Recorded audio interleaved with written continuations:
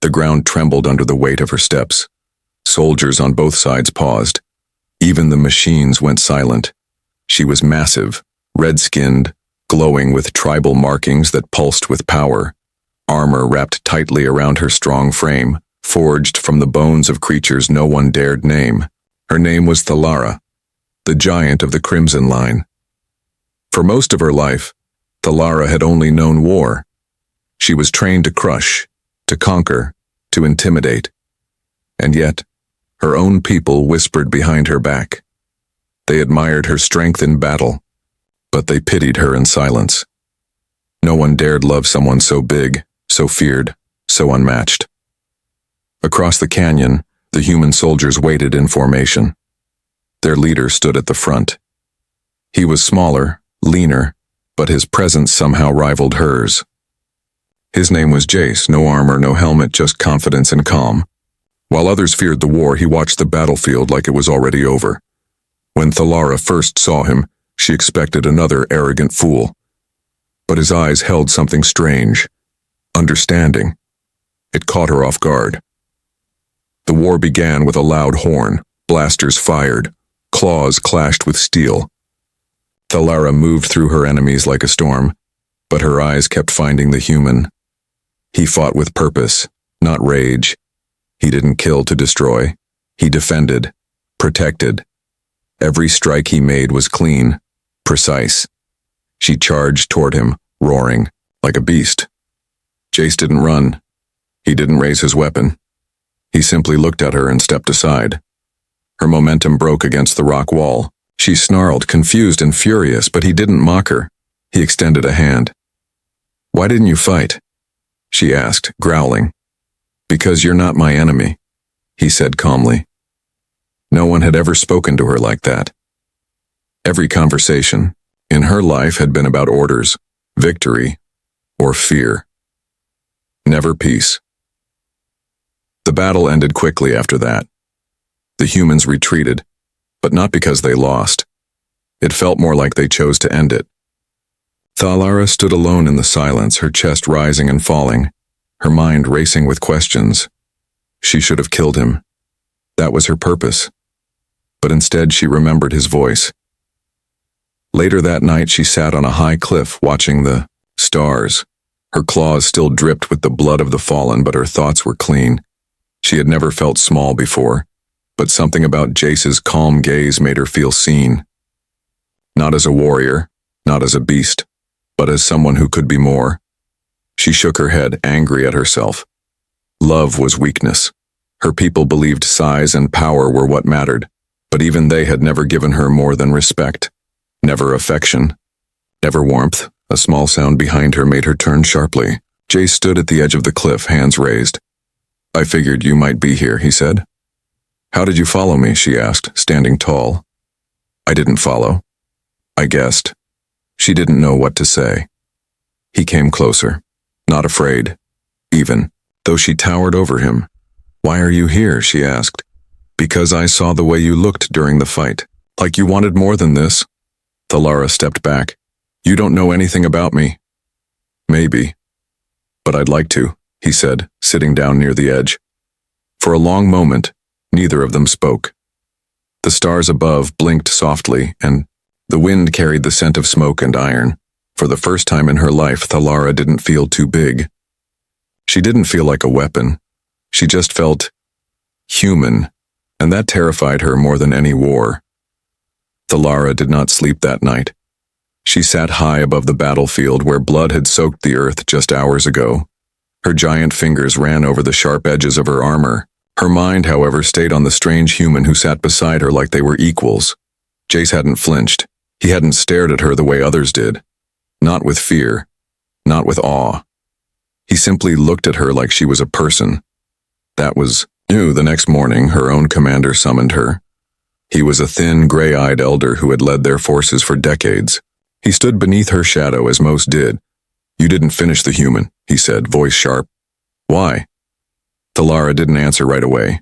She looked past him toward the horizon where the humans had vanished. "He wasn't my enemy," she replied. The commander's jaw tensed. "You're not built to think. You're built to win. If you hesitate again, I'll send another in your place. Thalara towered over him but said nothing. She wasn't afraid, but she felt something else stirring deep inside, something unfamiliar. Doubt. Curiosity. Later that day, she was ordered to scout the human borderlands. It was a quiet mission, meant to test her loyalty, or maybe to punish her. She moved through the rocks with ease. Her size should have made her loud, but she had trained for stealth. Every step was precise, every breath controlled. Then she saw him again. Jace was alone, sitting by a stream with his boots off, his feet dipped in the water. He didn't look like a warrior now. He looked tired, real. She should have left, turned back. Reported his position. Instead, she stepped into view. He didn't startle. He looked up and smiled. You again, he said. Did you come to finish the fight? Thalara crossed her arms. Why are you alone? I wanted quiet. She tilted her head. That's foolish. Your kind is nearby. If I were someone else, you'd be dead by now.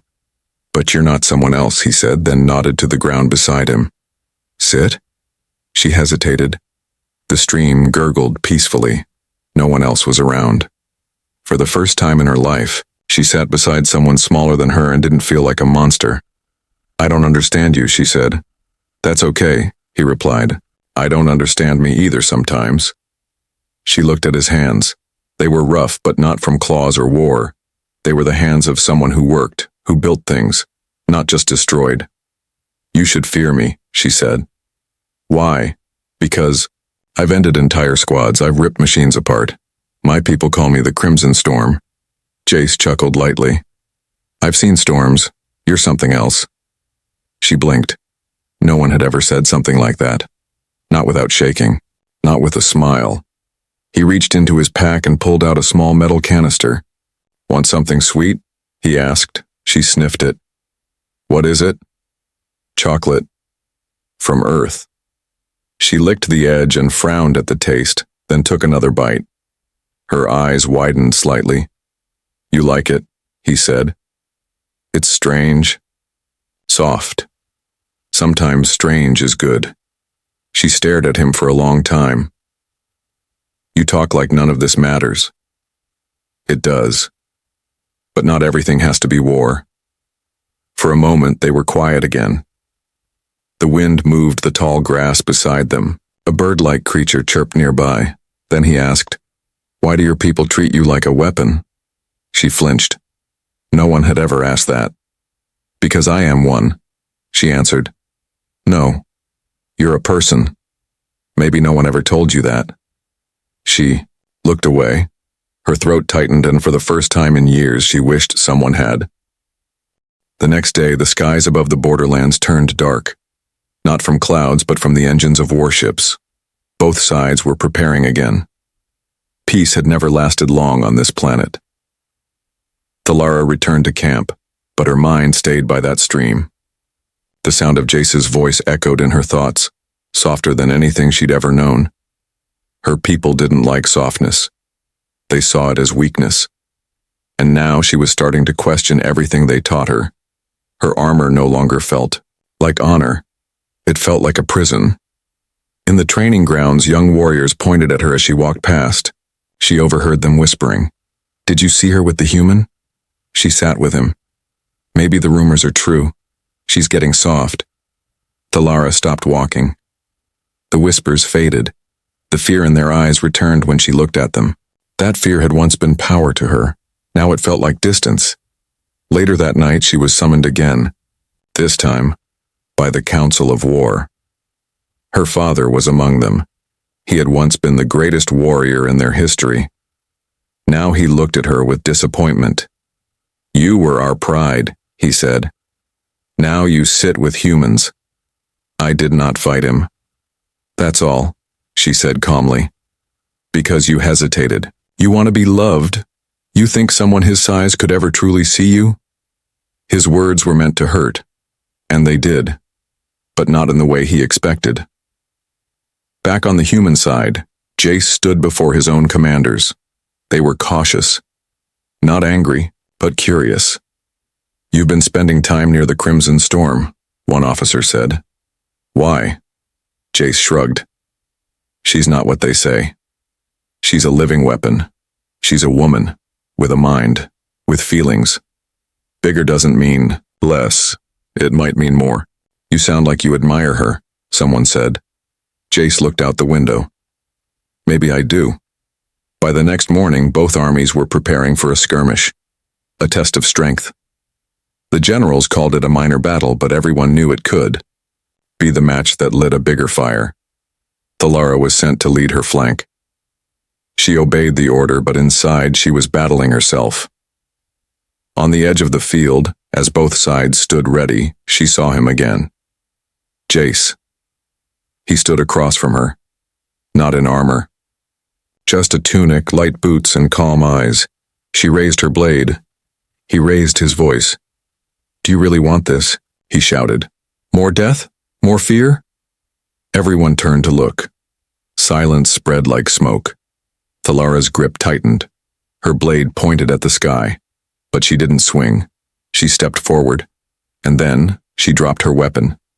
Gasps came from both sides. "She's surrendering?" someone cried. "No," Jace said, stepping forward too. "She's choosing." They met in the middle of the field, alone. No one dared move. Thalara looked down at him. "They'll hate me for this." "I don't," he said. "I see you." She didn't speak. Her hand rested gently on his shoulder. For the first time, she allowed herself to be still. Not a soldier. Not a beast. Just a being. And somehow that shook both armies more than any explosion ever had. The battlefield remained frozen long after Thalara dropped her weapon. Warriors on both sides stared, waiting for orders that never came. No commander dared speak. No soldier dared move, because no one knew what to do when the Crimson Storm chose peace. Thalara and Jace stood in the center, silent. The wind picked up, carrying the scent of dust and oil, the smell of weapons that hadn't been fired. Somewhere in the distance, a bird called out, as if nature itself was asking what would happen next.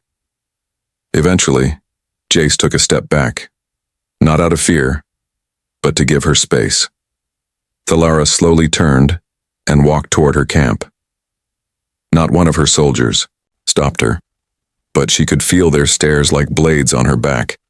She had broken the pattern. When she returned, her commander stood waiting with a group of guards. His face was hard. "You humiliated us," he said. "I stopped a war. You broke ranks for what? A human who sees you as a curiosity? He sees me as more than any of you ever have." That was the first time she had raised her voice. The guards tensed, but the commander simply stepped aside. "You no longer fight for us," he said coldly. "You are no longer one of us." She nodded. "I was never truly yours." That night, she packed her things, the armor, the weapons, the sigils of her people. She left them behind.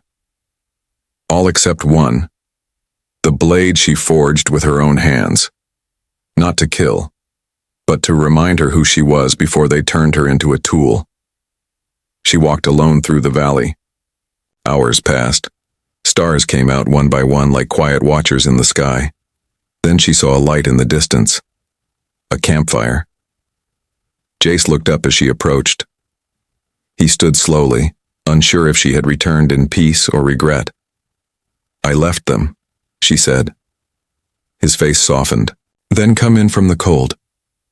They sat together beside the fire. No weapons, no orders, just warmth. Thalara stared into the flames. "I don't know who I am without war." "You're allowed to find out," Jace said gently.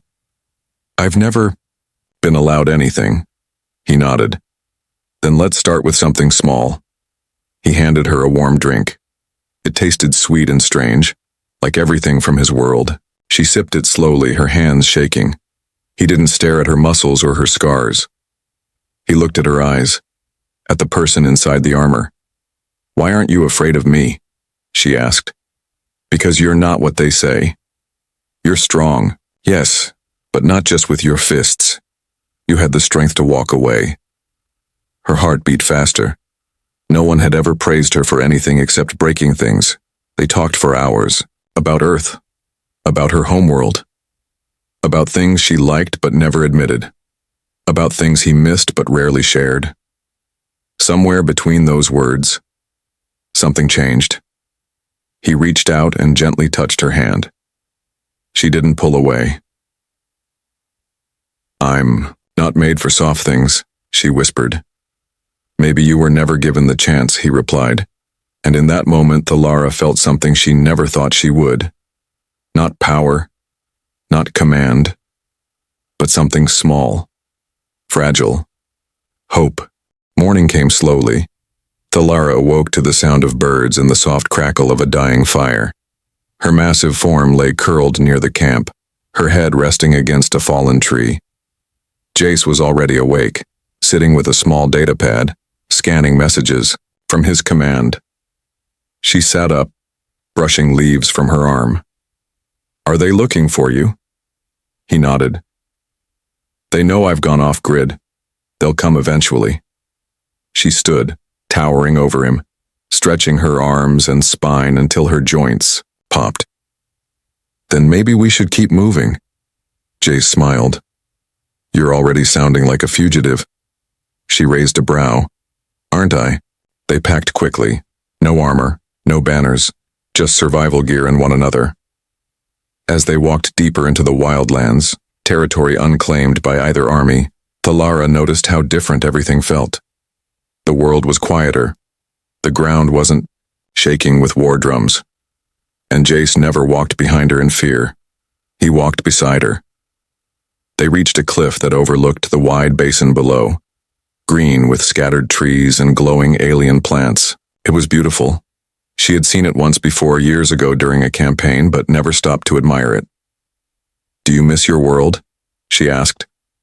"Every day," he said. "But I think I came here to find something I didn't know I was missing." She looked at him. "What did you find?" He didn't answer right away. His eyes simply met hers. "You." Her heart stumbled in her chest. "You don't have to say things like that," she whispered. "I'm not saying it to flatter you. I'm saying it because it's true." She turned away, unsure what to do with feelings that didn't involve battle or command. "I'm not soft," she said again. "I crush bones, I end lives. You also sat with me by a stream. You shared your thoughts. You cared if I was warm." He paused. "Don't tell me those things don't matter." They found a small cave to rest in before nightfall. Jace built a fire while Thalara explored the rocky area around them. When she returned, she carried a pile of fruit-like pods. "You trust those?" he asked, skeptical. "I've eaten worse, during training." They sat across the fire and ate in silence. Eventually, he pulled a thin blanket from his pack and tossed it toward her. It barely covered one of her arms. She laughed. "This is your idea of comfort?" "It's a start." He moved closer. "I know I'm not like the men you grew up with." She nodded. "They were afraid of me, or they wanted to use me, Neither." "I know." She leaned back against the stone wall, looking up at the glowing ceiling. It shimmered with faint minerals like a night sky inside a mountain. "I used to think I'd die in battle," she said. "No bond, no softness, just a final roar. And now? I don't know anymore."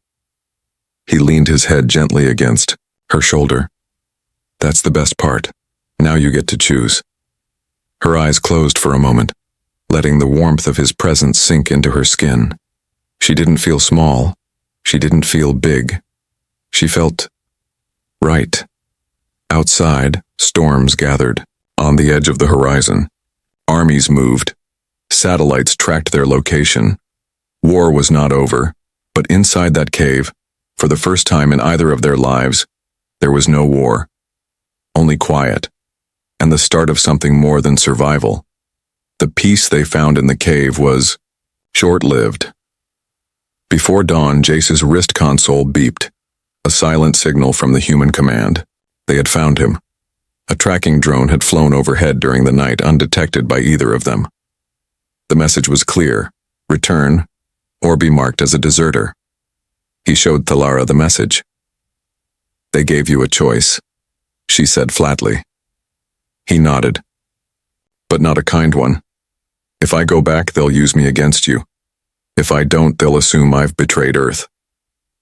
Thalara stood and walked to the mouth of the cave.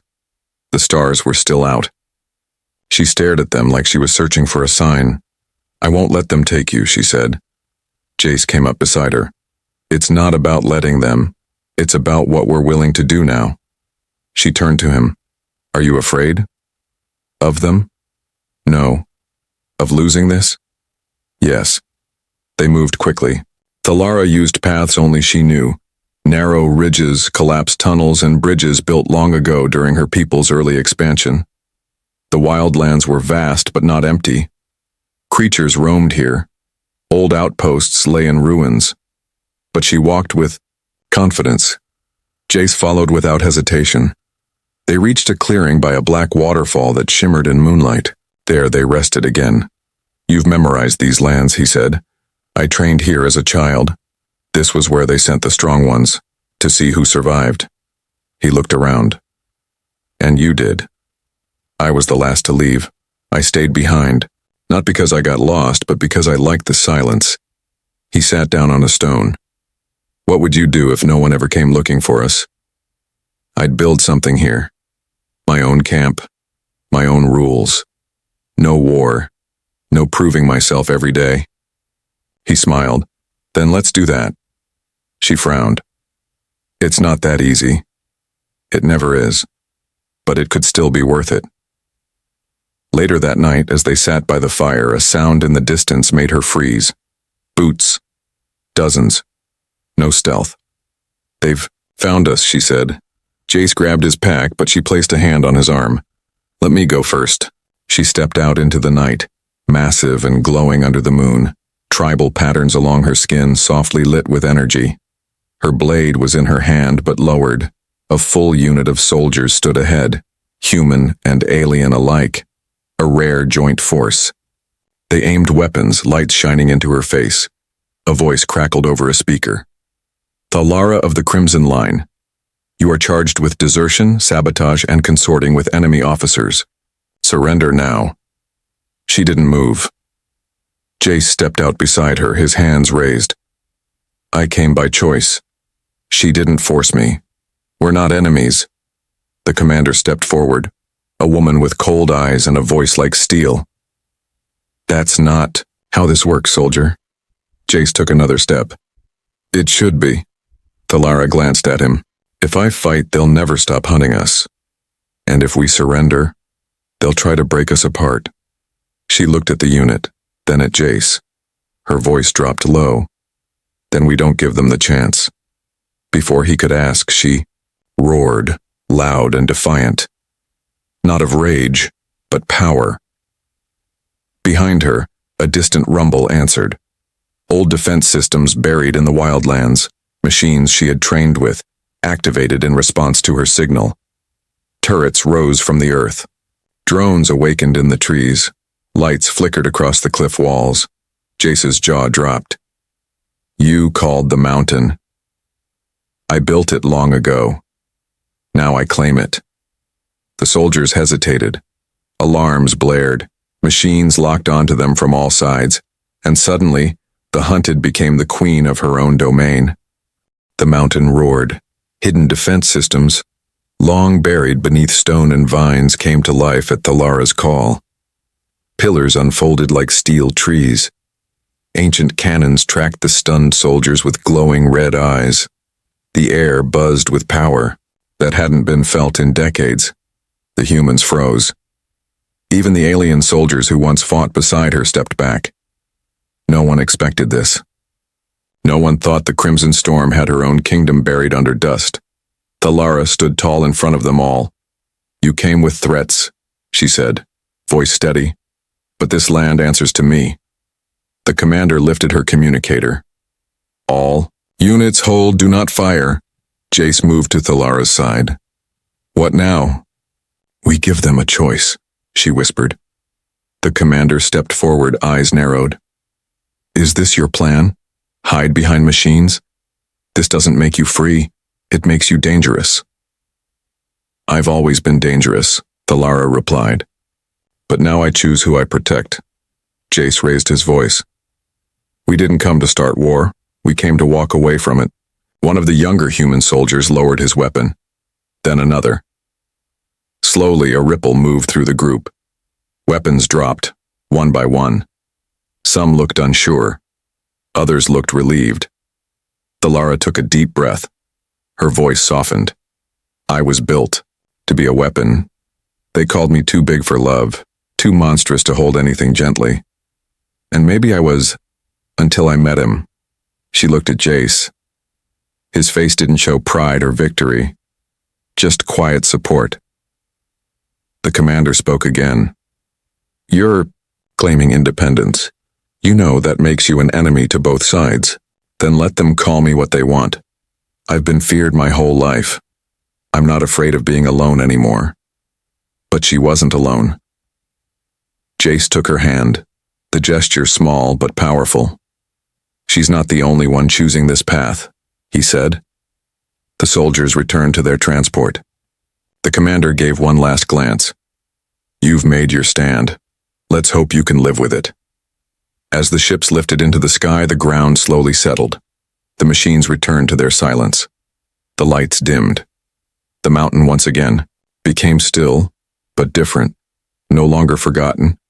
Inside the cave, Jace sat across from Thalara, a small flame flickering between them.